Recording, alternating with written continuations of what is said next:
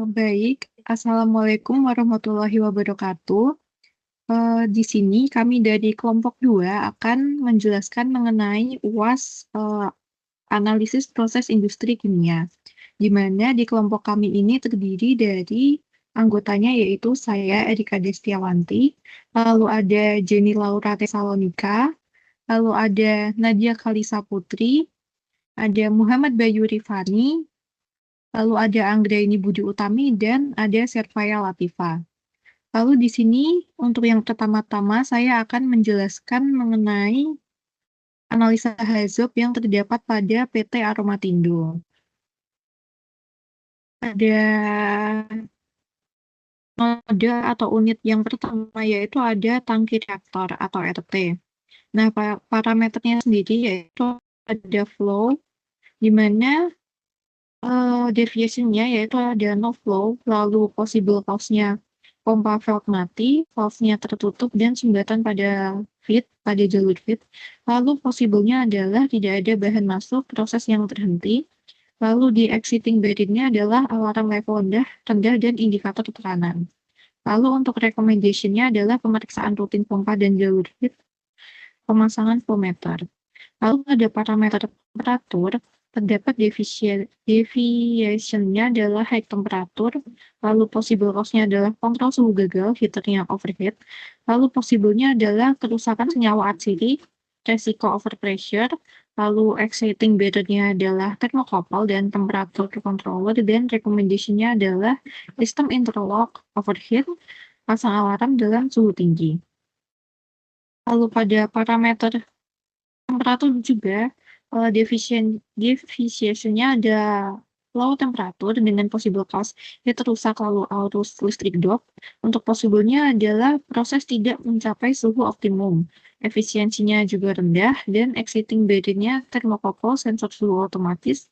Lalu untuk recommendation-nya adalah maintenance heater berkala dan UPS sistem pemanas. Lalu untuk pressure ini, deviation-nya ada dua, yaitu ada high pressure dan low pressure. Untuk high pressure sendiri, possible cause-nya adalah valve tertutup, akumulasi uap kegagalan.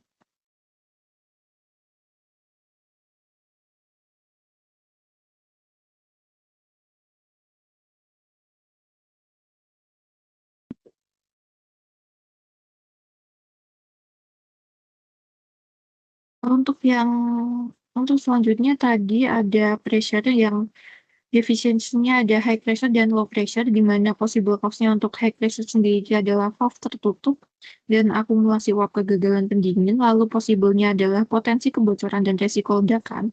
Lalu untuk pressure, lalu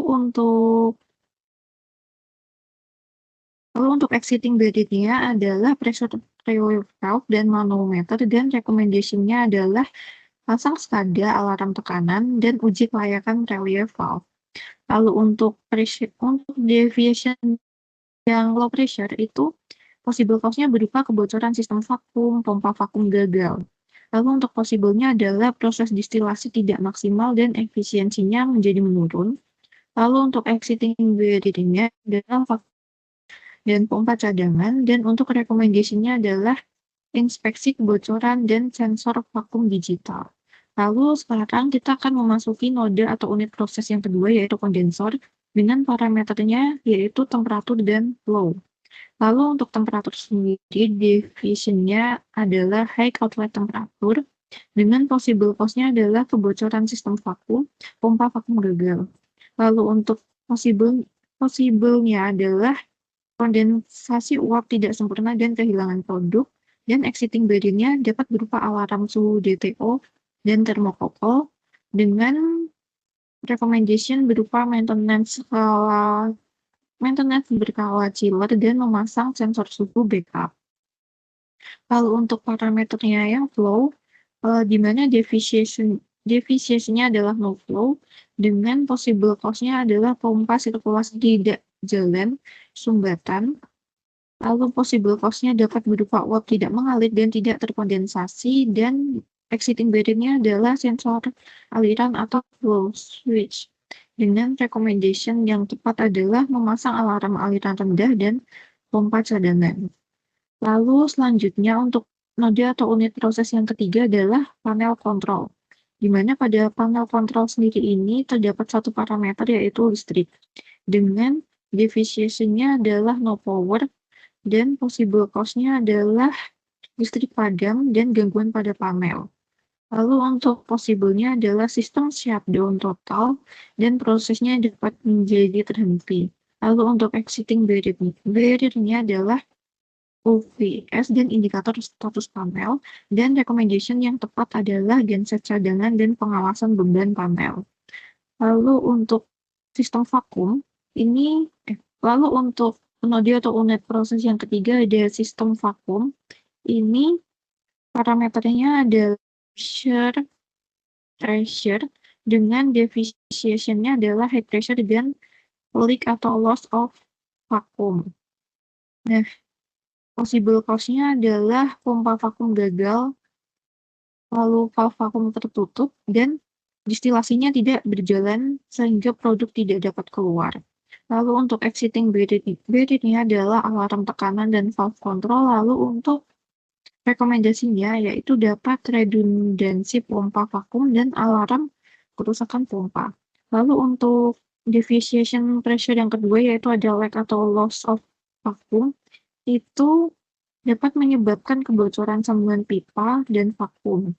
Lalu untuk possible cost-nya ini dapat menjadikan efisiensi rendah dan hasil produk tidak optimal. Nah, untuk exiting barrier-nya sendiri adalah vacuum gauge dengan recommendation pemeriksaan sambungan pipa rutin dan gunakan sealing yang sesuai. Boleh agak ke bawahin.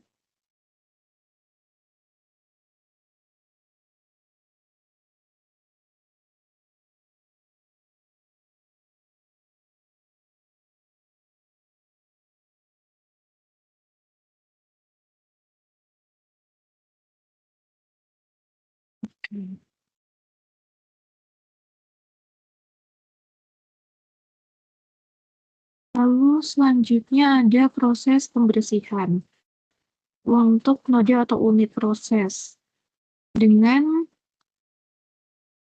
parameter berupa kontaminasi.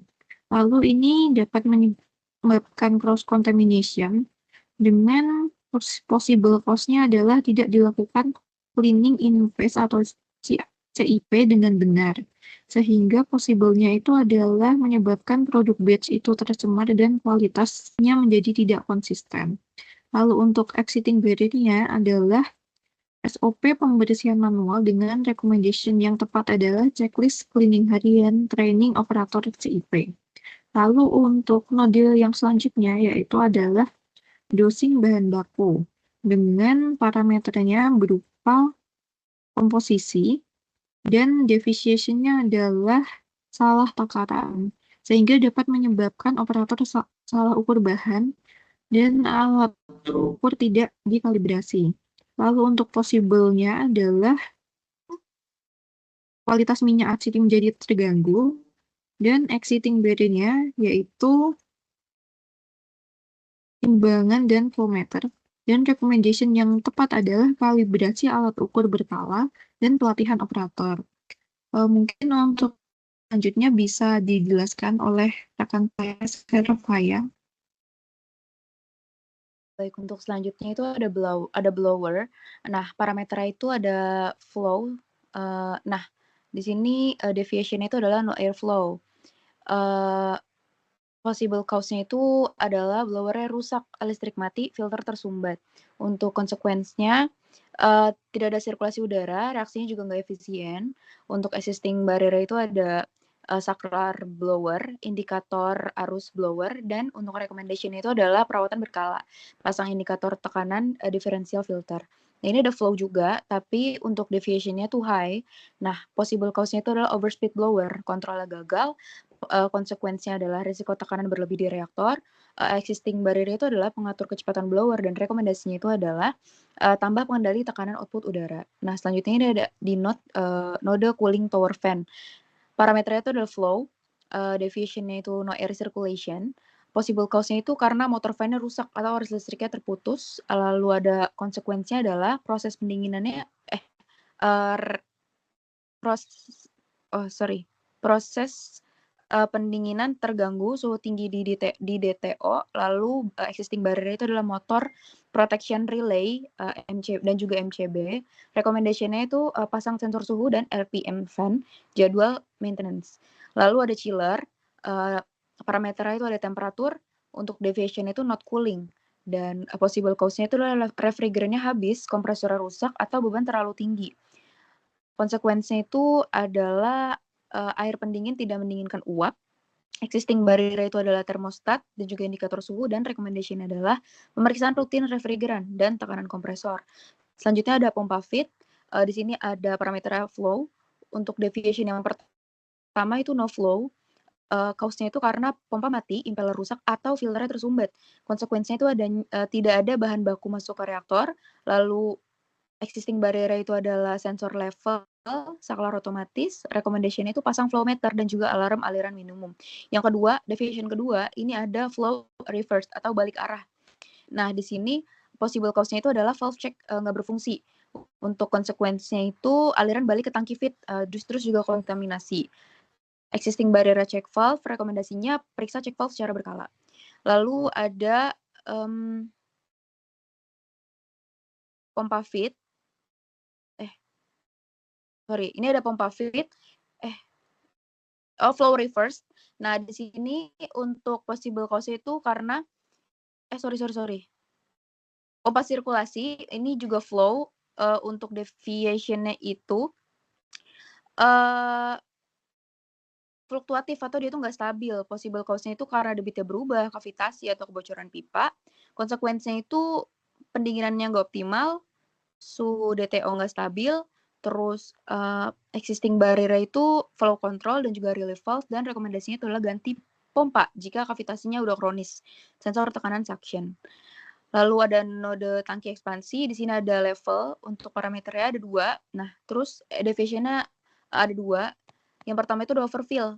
Nah, di sini possible cause-nya itu karena volume uap kondensat terlalu besar, lalu konsekuensinya itu adanya tumpahan cairan, risiko consulating panel control.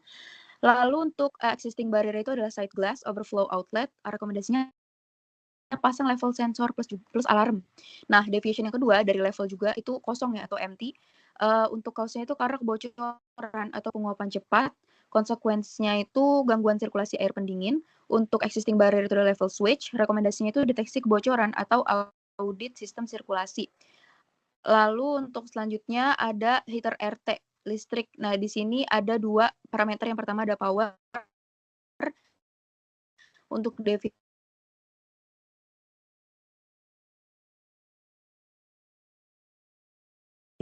untuk elemen pemanasnya rusak atau listriknya putus. Possible consequence-nya itu nggak existing barrier nasal cut off tambahan. Nah, untuk parameter kedua temperatur core. Di sini cause-nya itu karena PID tuning salah atau sensor suhunya rusak. Konsekuensinya overheat atau underheat bahan. Existing barrier adalah temperatur controller, dan untuk rekomendasinya kalibrasi PID, ganti sensor suhu kalau misalnya nggak akurat. Nah, yang terakhir adalah node sistem instrumen. Untuk parameter ada 2. Yang pertama komunikasi, deviation sensor error. Cause-nya itu karena sensor rusak atau sinyal terganggu, konsekuensinya informasinya salah atau sistem otomatis gagal, existing barrier manual backup, SCADA, dan rekomendasinya adalah SCADA plus sistem alarm berbasis logika dan juga sensor redundan. Nah, untuk parameter terakhir yaitu kelistrikan, deviation-nya adalah gangguan kontrol. Penyebabnya karena gangguan listrik atau arus turun, konsekuensinya shutdown kontrol seluruh sistem, existing barrier UPS, dan rekomendasinya adalah tambah backup DC power supply untuk panel kontrol. Next.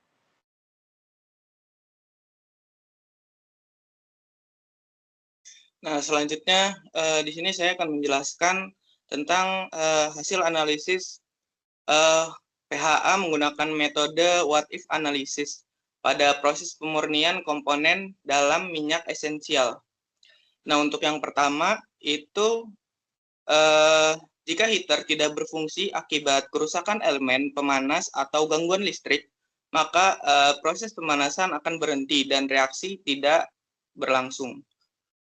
Potensi resiko termasuk gagal distilasi atau tidak terjadi aliran panas. Untuk pengendaliannya telah tersedia sensor suhu, alarm suhu rendah, dan breaker proteksi. Untuk rekomendasinya dengan menambahkan pemanas cadangan dan jadwalkan perawatan rutin. Nah, untuk yang kedua, itu overheating bisa terjadi karena kerusakan sistem kontrol suhu atau sensor gagal bekerja. Dampaknya berupa peningkatan tekanan, kerusakan alat, hingga resiko ledakan. Untuk pengendaliannya sendiri, di sini ada sistem relief valve dan interlock shutdown. Untuk rekomendasinya, dengan menambahkan sistem kontrol suhu otomatis dan lakukan pengujian secara berkala. Nah, untuk yang ketiga, ada level cairan terlalu rendah. Itu pompa atau sensor rusak dapat menyebabkan cairan terlalu rendah sehingga pemanas terpapar langsung. Itu untuk resikonya sendiri beresiko overheating. Untuk pengendaliannya dengan menggunakan level transmitter dan alarm low level. Untuk rekomendasinya dengan memasang flow meter input tambahan dan lakukan inspeksi visual rutin. Untuk yang keempat, itu tekanan terlalu tinggi, yang dimana kegagalan katup atau kontrol tekanan menyebabkan peningkatan tekanan dan beresiko ledakan. Untuk pengendaliannya menggunakan pressure gauge, relief valve, dan alarm tekanan. Untuk rekomendasinya sendiri dengan menambahkan venting manual dan lakukan pengujian katup pengaman secara rutin. Nah, untuk yang kelima, itu kebocoran pada reboiler. Kebocoran akibat korosi atau material sealing rusak dapat menyebabkan kebakaran dan kontaminasi. Untuk pengendaliannya di sini dengan menggunakan sistem monitoring tekanan dan inspeksi visual. Dan untuk rekomendasinya menggunakan material tahan korosi dan lakukan sertifikasi ulang pipa dan flank. Untuk yang keenam, ada cooling tower tidak berfungsi, di mana kegagalan pendingin menyebabkan suhu tidak terkendali dan potensi overheating. Untuk pengendaliannya sendiri, di sini memakai flow sensor dan sistem kontrol suhu. Dan rekomendasinya dengan menambahkan sistem cadangan dan SOP untuk kondisi kegagalan pendingin. Untuk yang ketujuh, itu chiller tidak dingin. Jika refrigeran habis atau kompresor rusak, maka tidak akan terjadi kondensasi. Nah, untuk pengendaliannya sendiri itu dengan menggunakan sensor tekanan dan suhu. Untuk rekomendasinya, menjadwalkan pemeliharaan refrigeran dan kompresor. Untuk yang kedelapan itu pompa vakum tidak berfungsi dikarenakan kerusakan motor pompa vakum menyebabkan proses vakum gagal. Untuk pengendaliannya menggunakan pressure sensor dan alarm tekanan. Untuk rekomendasinya sendiri dengan menyiapkan pompa cadangan. Nah, untuk yang 9 itu overflow pada tangki DN01 dan sampai DN03. Karena tidak terkendali aliran masuk atau outlet menyebabkan overflow. Untuk pengendaliannya dengan menggunakan level transmitter dan alarm level tinggi. Untuk rekomendasinya sendiri dengan menambahkan interlock, shut off, dan tangki penampung cadangan. Untuk yang ke-10 itu valve otomatis gagal bekerja. Jika valve otomatis gagal bekerja karena gangguan listrik atau kerusakan PLC, maka sistem bisa gagal shutdown. Untuk pengendaliannya sendiri itu dengan menggunakan sistem bypass atau sensor tekanan. Untuk rekomendasinya dengan menggunakan inspeksi valve rutin dan pasang valve manual cadangan.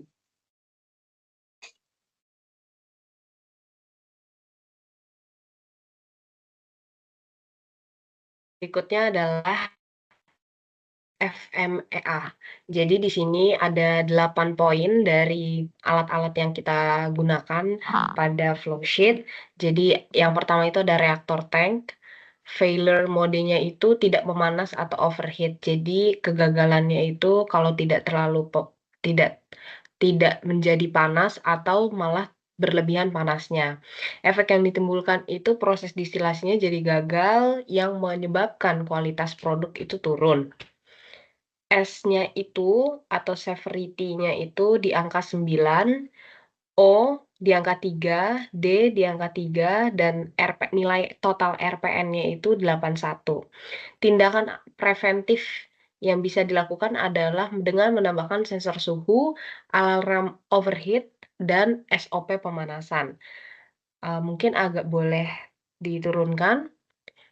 Nah, yang di poin nomor 2 ini adalah failing film evaporator atau FFE.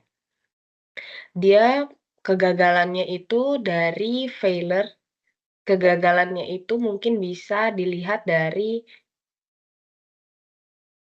tersumbat atau tidak menguapnya produk yang telah dimasukkan. Efek yang dihasilkan adalah fraksinasi tidak efisien.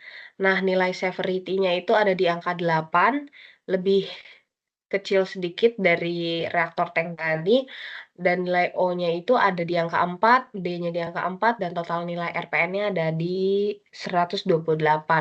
Tindakan preventif yang bisa dilakukan adalah CIP rutin, kontrol suhu, dan flow otomatis. Pada poin ketiga terdapat fraksinator.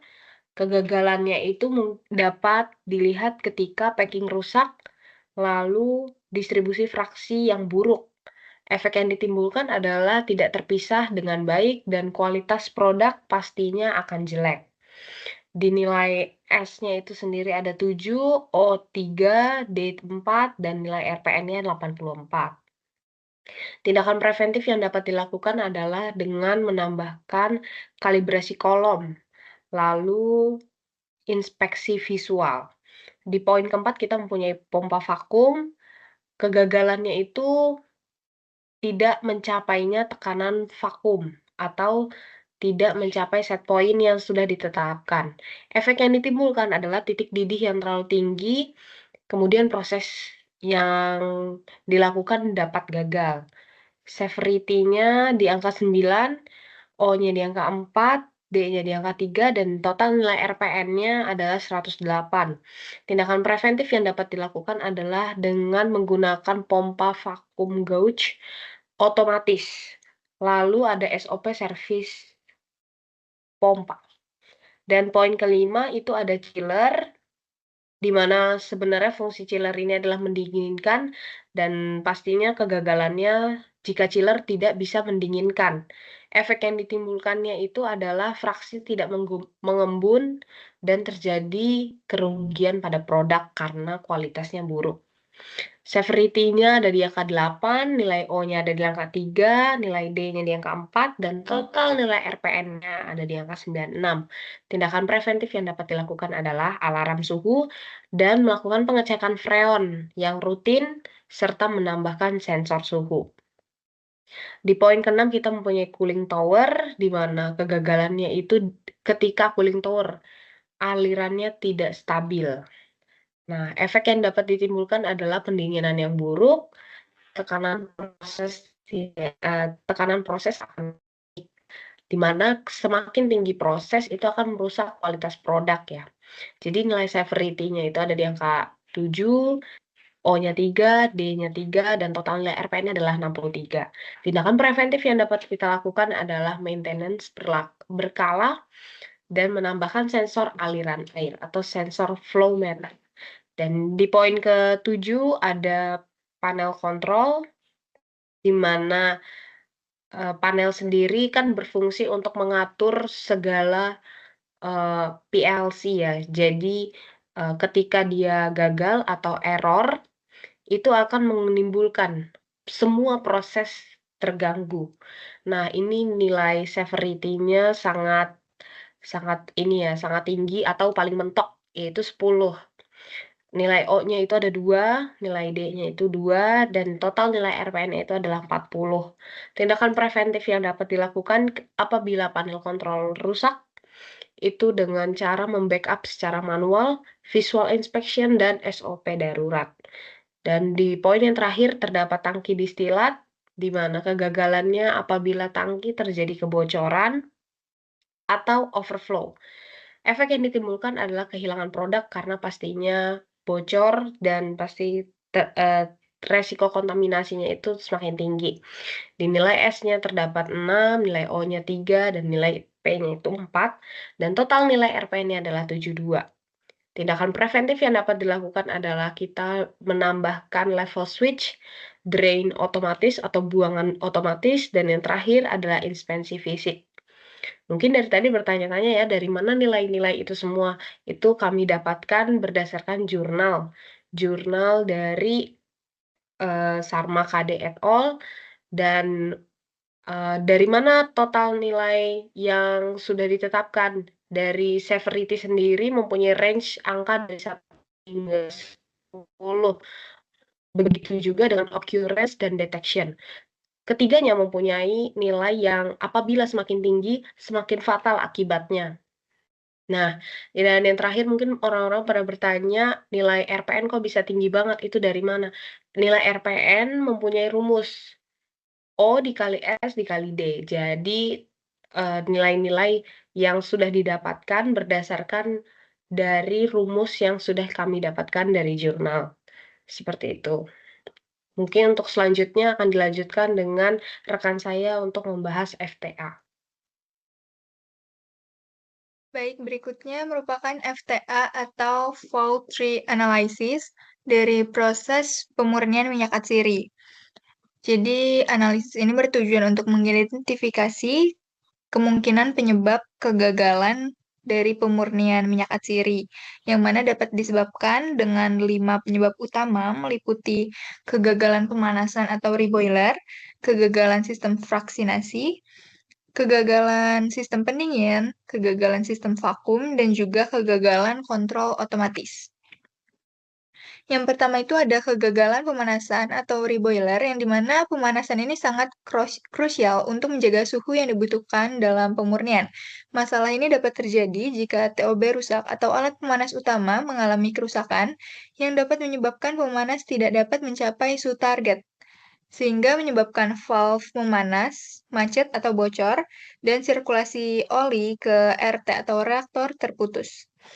Kemudian penyebab yang kedua yaitu kegagalan sistem fraksinasi. Disebabkan karena FFE atau falling film evaporatornya itu tersumbat, sehingga menyebabkan CN01 dan CN02 tidak berfungsi optimal, dan menyebabkan tekanan atau suhu tidak sesuai dengan target. Kemudian yang ketiga yaitu kegagalan sistem pendinginan. Pendinginan ini penting untuk mengkondensasikan uap menjadi cairan kembali. Masalah ini dapat terjadi jika chiller gagal menjaga suhu target, sehingga aliran pendingin itu terputus dan valve pendinginan itu tersumbat atau macet. Selanjutnya, kegagalan yang keempat yaitu pada sistem vakumnya. Proses vakum itu penting untuk menurunkan tekanan, sehingga pemurnian bisa berlangsung pada suhu rendah. Kegagalan ini bisa terjadi jika pompa vakum rusak atau bocor, yang berdampak pada pipa vakum ikut bocor atau filter vakumnya itu tersumbat. Kemudian penyebab kegagalan yang terakhir yaitu kegagalan kontrol otomatis, sehingga menyebabkan panel kontrolnya mati dan sensor tidak akurat. Jadinya valve-nya otomatis tidak merespon dan menyebabkan kesalahan pemrograman. Berikutnya yaitu analisis bow tie yang akan dijelaskan dengan teman saya.